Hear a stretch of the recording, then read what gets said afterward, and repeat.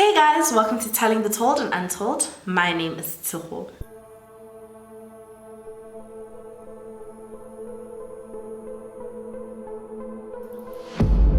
August is Women's Month, so we will be continuing with our yearly series where I cover gender-based violence cases in the month of August. So if there are any particular cases that you would like me to cover this month, please just let me know down in the comment section. And before we go straight into today's case, I do have a couple of things to note. The first thing is that on this channel we do not shame sex workers, so if you have nothing nice to say, please just keep it to yourself. And the second thing is that this case is a bit different, with just that there isn't much information about the victim and there's a lot of information about the perpetrator, his upbringing, and it's not because I don't want to focus on the victim, it's just the way that this case was unfortunately set up.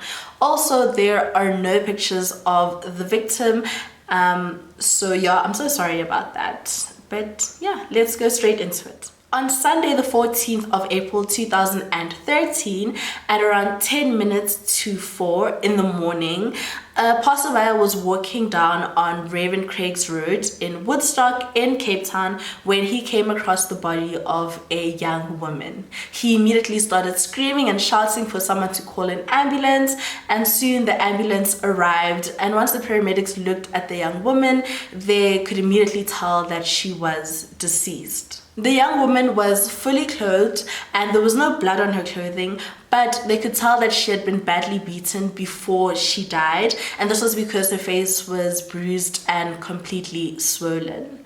The officer on the scene then went to go call his superiors so that they could open an unnatural death investigation, and as he was doing this, a security officer from the building across the street approached him, and his name is Morgan Ndaba. And Morgan then went to tell the police officer that just before 3 a.m. he was in his security block with one of his colleagues when they heard something that sounded like a fight. So they then went to go see what was going on, and this is when they saw a dark colored car and they saw a man, but they couldn't really see anything else.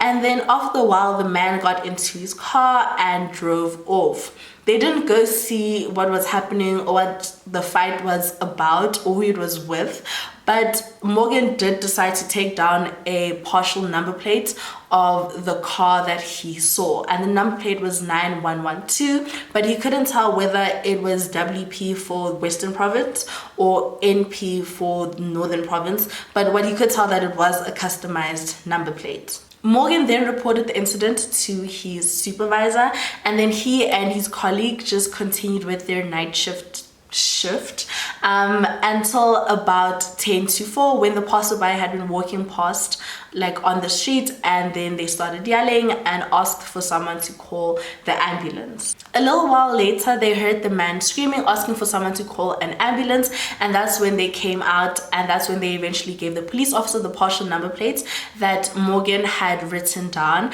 And they also told the police that there were CCTV cameras like by the buildings where this woman was found. So right by her there was a building, it was called the Stock building. There was CCTV cameras there, and also the building where they were like security guards, there was also CCTV cameras there. So Morgan basically just told the police that it was possible that the whole crime scene had been caught on CCTV footage. Once the investigating officer arrived on the scene, he realized that the woman had still not been identified. She had a handbag on her, and when they went through it, they didn't find anything that could identify her, but he did believe that she was a sex worker that was working in the Woodstock area, because at the time Woodstock was known as like the hub of sex workers. I'm not sure if it's still like that today, but in 2013 that's how it was. The day after the victim had been found, an autopsy was conducted, and it was determined that her cause of death was massive blunt force trauma to her liver. Her liver had actually been broken into 2 pieces, and the rest of her body also showed blunt force trauma too, including bruises and fractures. The victim also had post-mortem injuries. Because the police officer suspected that she was a sex worker, they decided to run her fingerprints through the criminal database that they had, because they thought that she might have been arrested before in her past. Police then went to the 2 office buildings where there was CCTV footage to ask if they could review it. And once they did, they saw the entire murder take place. So at 2:47, a dark colored car pulled up onto Ravencraigs Road and stopped. And this is when a man got out of the car. He then went out of the frame for about 23 seconds, and then he came back into the frame. And then afterwards, the victim appeared on the screen. The man then started punching her, slapping her, hitting her, and then she fell to the ground. And this is when he started kicking her. He jumped on her a few times, and she wasn't moving. As soon as she fell to the ground, she just stopped. She was motionless. At one point, a third woman is also seen on the screen, and she comes into frame and she kicks the woman who's on the floor about 2 times. And at 2:48, the victim is completely motionless, like she's not moving at all. The entire thing happened in literally like 1 minute, from her coming into the frame to her being kicked, slapped, everything, to falling on the ground and becoming motionless. Her murder literally happened in a minute. Afterwards, the man quickly walks away from the victim, and the unknown woman then approaches him, and they engage in a conversation for like a couple of seconds or minutes. And then afterwards, the man gets into his car and he drives off, leaving the unknown woman just standing there and the victim lying on the floor, still motionless. After a couple of seconds, the unknown woman also walks out of frame and she's never seen again. The times on the CCTV footage match exactly with what Morgan Ndaba said about what he had heard that night. The only other person who's seen on the CCTV footage before the passerby who found the victim was a man who was just walking down the road, and he seemed to be drunk. So he was so drunk that he literally didn't see the victim lying on the floor. He just walked past her. And then the third person or second person that's seen on the CCTV footage was the person who found her, who started screaming and calling for an ambulance at 3:50 a.m. The CCTV footage was really grainy, so they couldn't make out the man's face or the unknown woman's face, and they couldn't see the number plate of the car. But what they could tell about the car was that it was a black Porsche Carrera 911, and they could also tell the color of the car, which was black. And because they had this and the partial number plate that Morgan and Ndaba had given them, they then decided to go to all the dealerships, or like all the Porsche dealerships and car dealerships, to try and find out who had bought a black Porsche. And this is when they found the name Zwelethwa Mthethwa. He, alongside a bunch of other people, had bought the black Porsche, but what made him different was the fact that he was the only one who had black tires. So let me tell you about Zwelethwa Mthethwa. Zwelethwa was born in 1960 in Durban, and his parents were really well off. And growing up, he had like a really decent life. He enjoyed drawing, but it was something that he would do like on the side. He never really saw it as something that he wanted to pursue in the future. And when he was 14 years old, his parents bought him a camera, and this is when he started taking pictures of people in his neighborhood. And you could tell that he was really like gifted, he was really talented, but still it wasn't something that he just wanted to pursue full time. So after he matriculated, he went into pre-med, and he didn't like it, he didn't enjoy it that much, but he still did it because, you know, like growing up, sometimes when people tell you like what you have to study is usually like the main things, like, oh, be a lawyer, be a doctor, you know, like no one ever says, oh, you can be an artist, you can be an actor, you know. So it was just one of those things, and you could tell that he didn't enjoy it, and he still would draw and take pictures on the side. And then one time, one of his lecturers saw one of his drawings and told him, you know what, I think you should just leave pre-med and you should go to the humanities side and you must just focus on your art. So he decided to do this. He dropped out of pre-med, and then he applied and was accepted at the University of Cape Town in the Michael School of Art in the early 80s. This was still during apartheid, so he was one of 2 black students in the entire program, and he finally graduated in 1985, and then he was awarded a full scholarship to the Rochester Institute of Technology in New York. Then he got a graduate's degree in photography, and in 1988 he returned to South Africa with his master's degree. It was very challenging for him to find work with his degree, so he decided to work in retail, and on the side he would give a couple of art lessons and photography lessons, and he kept doing this on the side, and this would eventually be a big deal, because then in 1997 some of his work was included in the second Johannesburg Vinyl, which is an international art exhibit. And after this, his photography style became renowned. He would capture ordinary people in their homes or on the streets, and after his first exhibition he became a full-time artist, and he would work on his own stuff as well as work for other people and organizations all over the world. The Jack Scheinman Gallery in New York became the primary outlet for people wanting to purchase his pieces, and he was doing really well for himself. He was making money, and it was during this time where he had a daughter. There's not much information about the relationship, anything like that, but yeah, he did have a daughter, and things were just going really well for him. He managed to buy himself a beautiful house in a wealthy estate in Cape Town, and he would also spend his money in exotic clubs and on escorts, one of them being in Gugulethu, and it was known as the Corner Lounge Tavern. Because Zwelethini would spend so much of his time and money in these exotic clubs and lounges and spend his money on escorts, he was so well known in that specific area or line of work. If you go to maybe a restaurant or lot or something like that, and they know you, they'll be like, oh, here comes Tshego, oh, we know your order, it was like that for him. They just knew him. He would come, they'd be like, oh, you want your regular seat? I'm guessing that's what they would say. Maybe they wouldn't say that, but he was very well known because that's the kind of life that he would live. He would also drink a lot, and he would drink so much to the point where sometimes he wouldn't be able to drive his own cars home. And because he was making so much money, a lot of men do, I hope that doesn't sound sexist, but some men that are interested in cars and stuff, he would also buy a lot of high-end cars because he could afford it.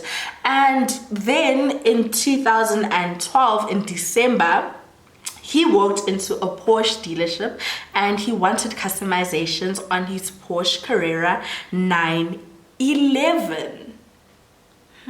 So as police were digging into who Zwelethini Mthethwa was and everything like that, they finally got the results back for the fingerprints that they had put into the criminal database. And this is when on the 20th of April, they went to Gugulethu to Eva Khumalo's house. And this is when they told her that they had found her daughter. When police ran the victim's fingerprints in the database, it came up with a hit, and it was for Nokuphila Khumalo, and she had been arrested for solicitation as well as being in possession of stolen goods. Her mother was completely shocked because her mother didn't really know what Nokuphila did or how she made money. They weren't really that close, but she never knew that her daughter did sex work. So she was completely surprised and taken back, and she was also heartbroken because her daughter had lost her life, and she hadn't heard from her daughter in a couple of weeks, but that wasn't out of the ordinary for them. They could go days and even weeks, maybe even months without speaking, but she never thought in her wildest dreams that her daughter would have lost her life. So let me tell you guys about Nokuphila Khumalo. She was born in 1990, and for the first couple of years of her life, she lived with her extended family in the Northern Cape in Kimberley until she was 8 years old. And then after that, she moved to Cape Town and stayed with her mother Eva in Gugulethu. And it was really just the two of them most of her life. They really couldn't afford to buy like bus tickets to go visit their extended family in Kimberley, so just the two of them. And as Nokuphila grew up, she became more independent. Her and her mom kind of drifted apart. They didn't really have a good mother-daughter relationship. They weren't close in any way. And once Nokuphila reached a certain age, she told her mom that she was moving out and that she was moving in with her boyfriend. Nokuphila struggled to find a job. She was unemployed for a long time, and because of this, she then decided to go into sex work just so that she could make ends meet. And she decided to work in Woodstock because Woodstock was known for sex workers. It was like a sex work area. Like if you wanted to find one, that's where you would go. And she didn't want to work in Gugulethu because she was scared that maybe, you know, she'd run into her mother or people that knew her or her mother, and they would go tell her mother what she was doing. Also, it was like a great distance away, so she knew that the possibility of bumping into someone she knew was very unlikely. So the most popular place in Woodstock for sex workers was on Victoria Road, and this was because it was one of the main roads and it was like very lit compared to the other roads in Woodstock. So the sex workers would be there and people would come, you know, their clients, customers would come, and after this is when they would go to the other roads in Woodstock which weren't that well lit, and this is when they would go on with their services. And one of the roads in Woodstock was Ravenscraig Road, and this is where Nokuphila was found. After police had gathered all of this information, they then went to Zwelethu's house to go and arrest him or ask him questions. But once they got there, they realized that he wasn't home. But what they did see was a black Porsche Carrera 911 with customized number plates, which were 9112 WP. They then called him up, and this is when he said that he was in America on business. Remember, like, he's an artist. He has a lot of his work in all of these galleries all over the world. So him going out of the country wasn't anything out of the norm. Like, it happened all the time. So he said that he was going to be in the States for a while and that he was going to come back on the 5th of May. He said that he wasn't going to cut his trip short because he didn't know what the police were referring to. I'm not too sure what they said to him. Maybe they said that they found a woman or they were just investigating a murder, but he just said like he doesn't know what they're talking about, so he's not going to cut his trip short for them, and, you know, like, I'll see you on the 5th of May. So the police thought about getting a repatriation warrant. Oh, I pronounced it properly. So it could either be voluntary or involuntary, and from my understanding of it is basically where they were just going to apply for this warrant and basically just force him to come back to South Africa because, you know, he's a suspect in a murder. But they decided against this because they thought that, you know, it would take too much time and too much money, so they were just going to wait for the 5th of May. And they just told him, they're like, listen, if you don't come back on the 5th of May like you told us you're going to, then you're just going to be in a lot of trouble. Records would show that right after he spoke to the police, he then called a really famous lawyer in South Africa, and his name is William Booth. William Booth is well known for taking on high profile cases, one which led to an assassination attempt on his life in 2021. You know, that's kind of the cases that he would take on. And after this, William Booth then called the investigating officer and told the investigating officer that he was not allowed to contact Zwelethu directly, and that if he wanted to say anything or get any information, he had to call William Booth directly. Then on the 5th of May 2013, 2013, true to his word, Zwelethu Mthethwa arrived back in South Africa, and the investigating officer was waiting there at international arrivals for him to come through those doors, but William Booth was also waiting for him too. And Zwelethu came through those doors, and immediately the investigating officer got up, went to him and put handcuffs on him and arrested him for the murder of Nokuphila Khumalo. This is when Zwelethu said that he didn't know what they were talking about, he had no recollection of that night, and that was it. After this, William Booth said that they were done asking him questions, and then they took Zwelethu into custody. So police wouldn't arrest Zwelethu without any hardcore evidence. So they took a look at the tracking device in his Porsche, and it showed his movements from the 13th of April to the early hours of the 14th of April. And it turned out that on Saturday the 13th, he was at Corner Lounge in Gugulethu, which is one of the favorite lounges that he loved going to. And then after this, he drove to his home address in Vredehuk, where it remained for about an hour and 8 minutes. And then he left again, and then the car's engine switched off at 2:48 in Ravenscraig Road, and then it switched on again at 2:55, and then he drove back to his home in Vredehuk. And the times and locations were an exact match to the CCTV footage of this man that got out of the car and killed Nokuphila Khumalo. Damning evidence, I must say. They also did forensic tests in his car, but they didn't find any blood or fingerprints that belonged to anyone else but him. William Booth managed to push for a fast bail hearing, and by the 6th of May, after being in custody for less than 24 hours, Zwelethu was released on bail for 100,000 rand. He was just out like that. News of his arrest hit headlines, and the art community was shocked, to say the least. They couldn't believe that Zwelethu had been arrested for murder. And you know, like sometimes when you talk to people, like you hear different stories, like people experience people differently, and it was the same for Zwelethu. Like some people said that he was kind and caring and that he could never be violent towards women, whereas other people said, oh, Zwelethu, like he definitely did it, that man is so violent. So you know, people just had different stories about him. The trial began in late 2013, and it would last for 4 years. Zwelethu's defense was that he doesn't recall and that he just wasn't the man in the car.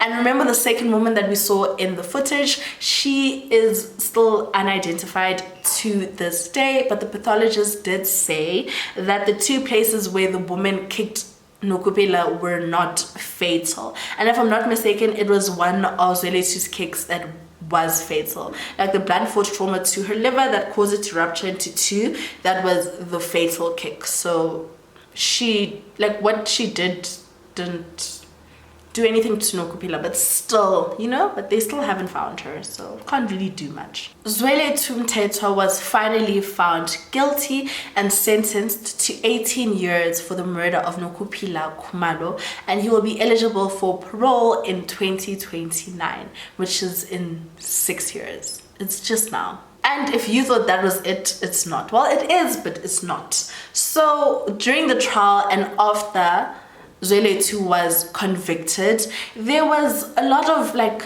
controversy just going around, especially in the art community. So a lot of people wanted all of Zwelethu's paintings and pictures to be taken down and be replaced with a painting of Nokuphila. I'm not too sure who painted this painting, but it's a painting of her mugshot. So did I mention, like, I think I forgot to mention it, but there's literally only one picture of Nokuphila, and it was of her mugshot. So someone had painted this, and they just wanted that to replace all of Zwelethu's paintings, everything in all of the galleries all around the world.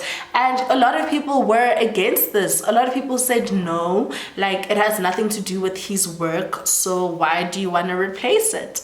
And a lot of galleries, I don't say a lot, I think all of the galleries basically just said no to this, and they still kept all of his artwork, but instead of it being in front so everyone can see it, they kind of like put his stuff towards the back where it was less likely to be seen, but it was still there for people to go see it if they wanted to.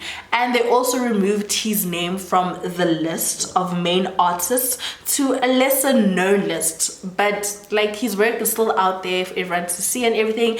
And a lot of people just had a lot of opinions about it, about him still being up there, you know. I don't want to say cancel culture, but you know, like something like that, where people were just like, why are you guys still giving this murderer a platform? He murdered an innocent sex worker.